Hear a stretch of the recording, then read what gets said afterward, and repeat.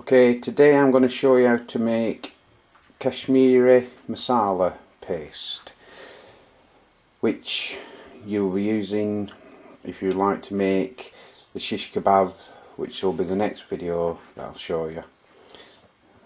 It's quite tasty this, so I'll just run through what's going to go in there. I've got 4 bay leaves, they will be torn up, 5 long red chilies, same again, they'll be broke down to small pieces, tablespoon of coriander seeds, tablespoon of cumin seeds, tablespoon black pepper corns, little piece of mace. If you can't get mace, just use a 1/4 teaspoon of nutmeg. And here we have the seeds taken from a black cardamom pod, a teaspoon of black mustard seeds, and 1/2 teaspoon of onion seeds. Oh, and 6 cloves. That's for the stuff that we're going to dry fry. What they call the whole stuff, seeds. Now this is the powdered stuff. Tablespoon of garlic granules, about 1.25 tablespoons of curry powder. It's known in the takeaways as mixed powder. A teaspoon and a half of ginger powder, a teaspoon of salt, and a teaspoon of methi, also known as fenugreek. Now, once this is made, it'll keep in the fridge for a minimum of 3 months. Now, you can make this using fresh garlic instead of the powder, and fresh ginger instead of the powder, but it will only last in the fridge for about 3 weeks. Yes, if you use the fresh garlic and ginger, it will have that slight edge. If I were running a takeaway, then I would be using the fresh garlic and ginger because it would only last a week and a half anyway. But as we're making it for home use, right, I've got my pan for frying the dry spices, for drying the whole spices, and I've got 6 tablespoons of oil in here. Be right back, I'll just put this on the tripod. Okay, I've got the pan on a medium flame. If you go too fast with it, you'll end up burning. I'm going to have to put the extractor on because obviously there's going to be some very strong aromas coming from this. So, in with all the whole spices.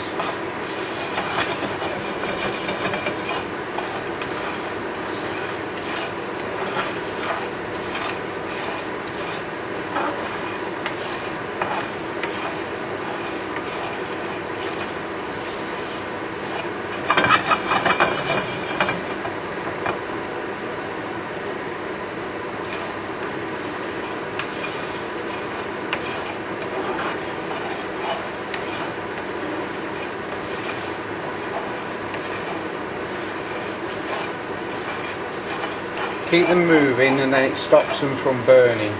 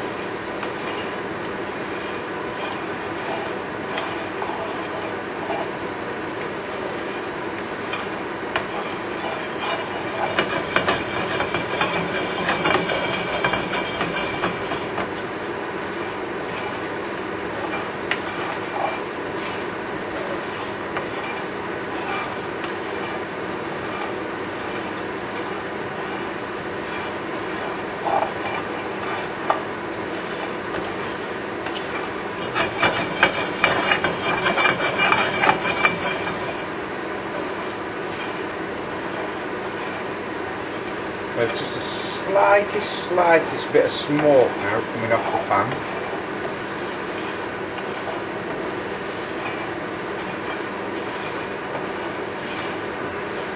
You noticed I tore the chilies up and the bay leaf.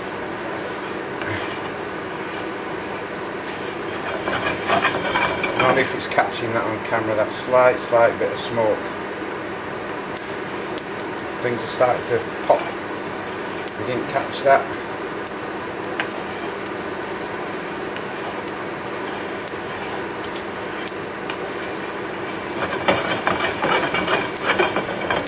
Heat off and start to crackle. Leave it in the pan but keep it moving because it will burn again.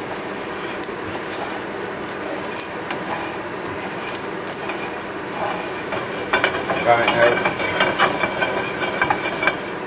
scrape that out into a plate, onto a plate should I say.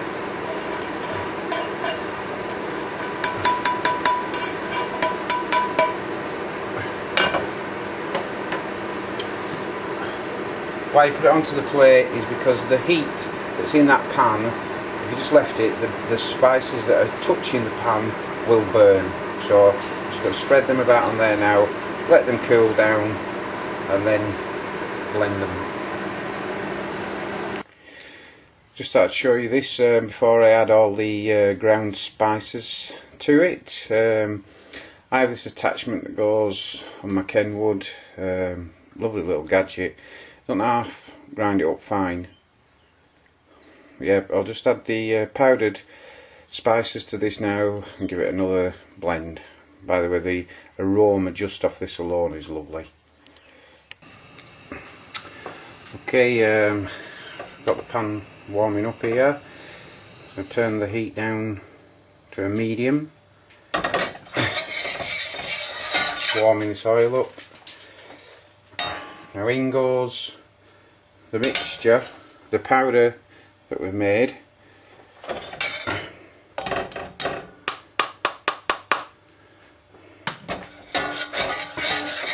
a good stir. Half a tablespoon of lemon dressing. If you've only got lemon juice, like you know the sort I mean, use 1/4 of a teaspoon. And 2 tablespoons of white vinegar.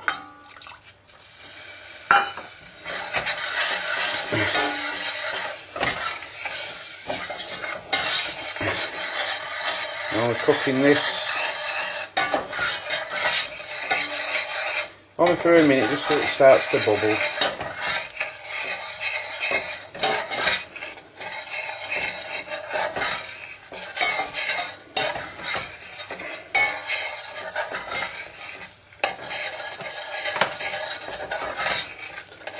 Now to this, as you can see it's just starting to bubble. Now to this, some water.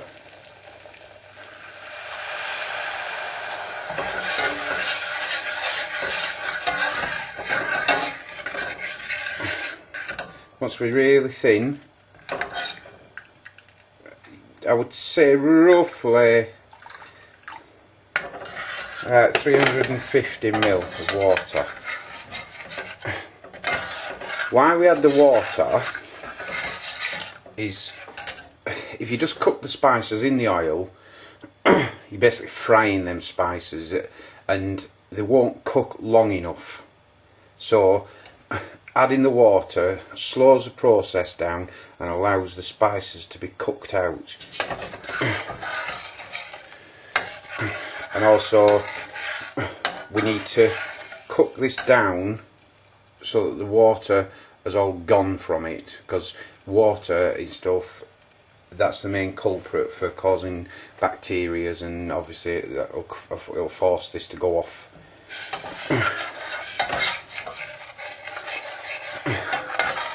So this just wants to be on a nice gentle simmer. Can't give you a time, but the aroma already from it is really nice.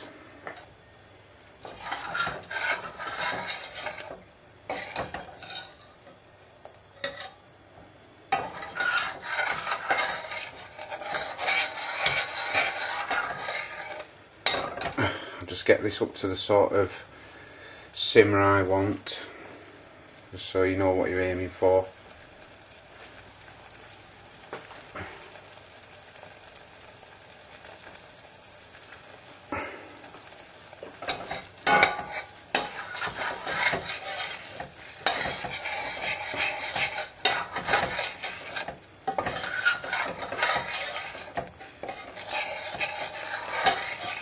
And this will start to thicken up.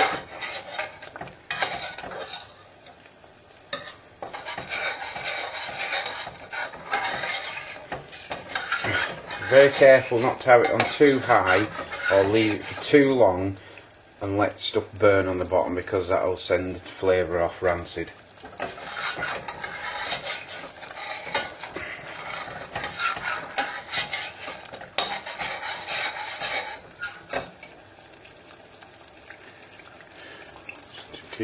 Just keep turning it down a touch or up, whatever it needs. Just turn it down very slightly. So that's about what we're looking for. That sort of bubble to it.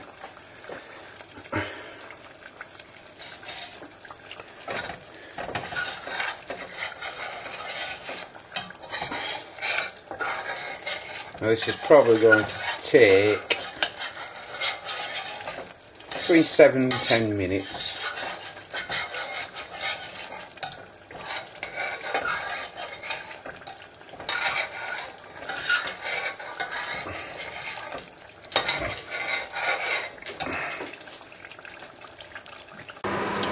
Right, this has come to a finish now. You see it's fairly thick paste now. All the water's out of it. I'm just going to turn the heat off because I don't want this to go any further. Because even with the heat off, it'll still carry on cooking a little bit.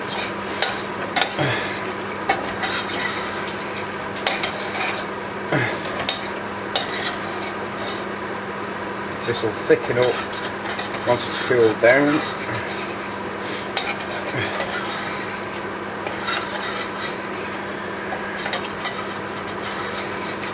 After you've made this and tried this, I don't think you'll ever buy this again in one of them famous jars.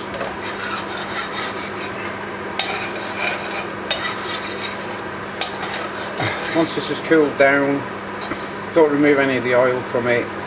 Put it into a sterilised jar.